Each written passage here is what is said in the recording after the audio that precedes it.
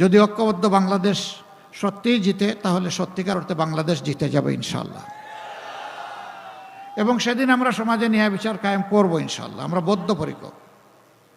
আমরা সরকারি দলের জন্য এক বিচার আর বিরোধী দলের জন্য আরেক বিচার, ধনীর জন্য এক ধরনের বিচার আর নিরীহ মানুষের জন্য আরেক ধরনের বিচার। ওই বিচারের অস্তিত্ব আমরা রাখব না।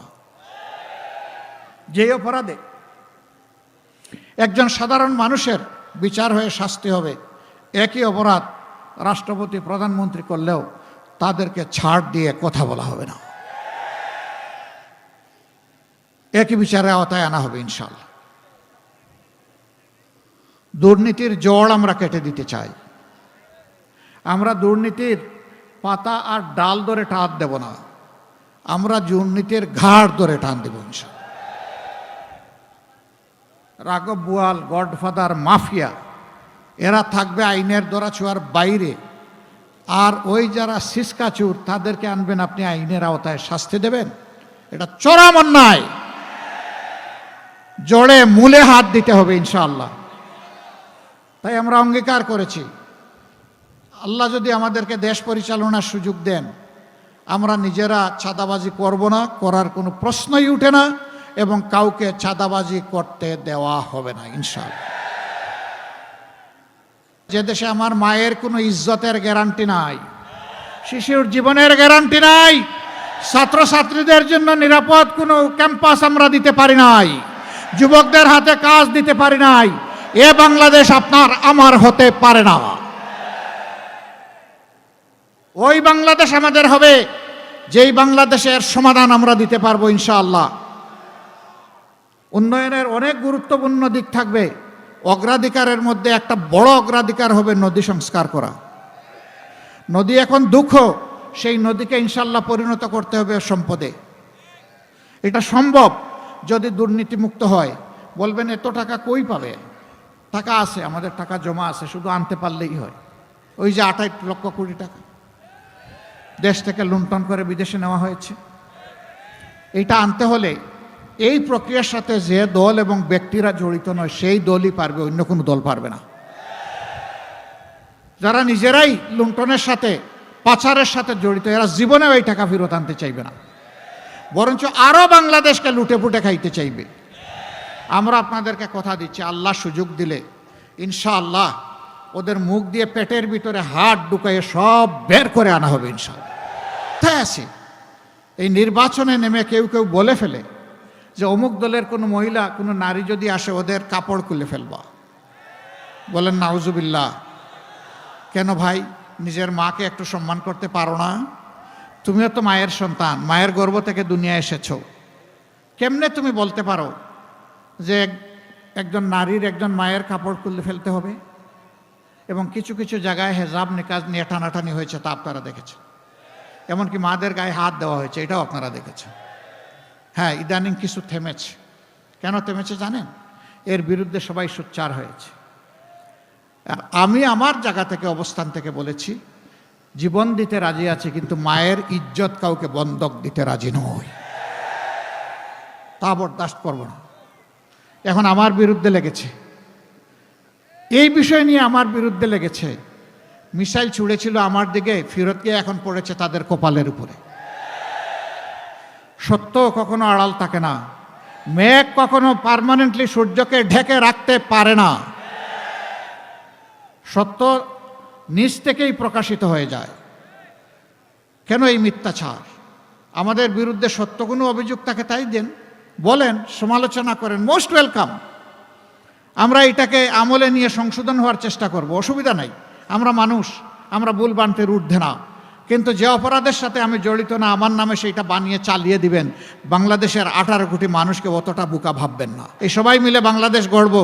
সেদিন প্রত্যেকটি যুবক যুবতী, তরুণ তরুণী, প্রত্যেকটি নাগরিক, মা বোন, নারী পুরুষ সবাই পরিচয় দিবে, আমি বাংলাদেশ, এটি আমার বাংলাদেশ। গর্বের সাথে ইনশাল্লাহ সেই পরিচয় দিবে সবাই। আমরা ওই বাংলাদেশটাই গড়তে চাচ্ছি। মা বোনদের কাছে আমাদের অনুরোধ, আপনারা বুক ভরে দোয়া করবেন। কে কতদিন দেশ পরিচালনা করবে আল্লাহ নির্ধারণ করবেন।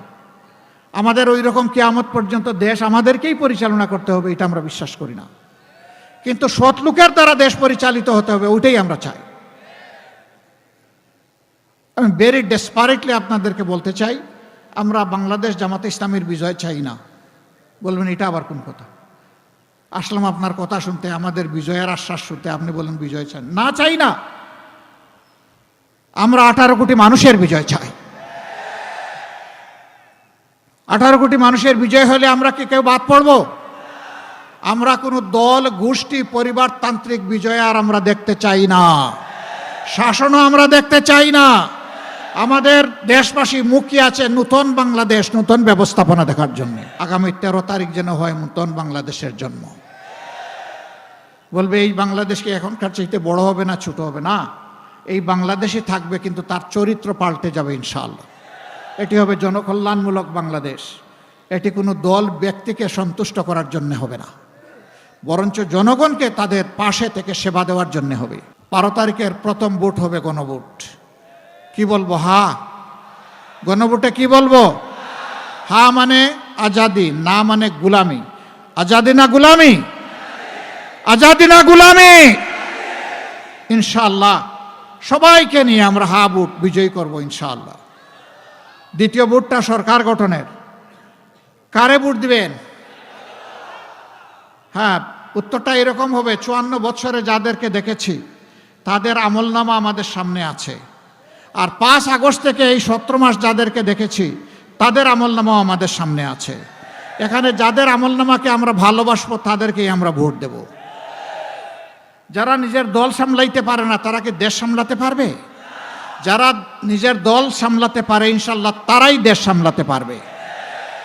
বাংলাদেশ জামাতে ইসলামী চেষ্টা করেছে তার দলটাকে সামাল দেওয়ার, কোনো অন্যায়ের সাথে কেউ যাতে কোনোভাবে সম্পৃক্ত না হয় তার পাহারাদারি করার।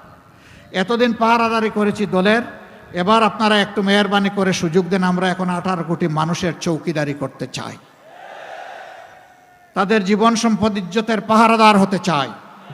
সে সুযোগটা আপনারা যদি দেন ইনশাআল্লাহ আপনাদের আস্থার প্রতিদান দেওয়া হবে আমাদের জন্য ওয়াজিব। আমরা জান প্রাণ দিয়ে সেটা চেষ্টা চালিয়ে যাব ইনশাআল্লাহ। ভাই মার্কা আছে? কোন সে মার্কা?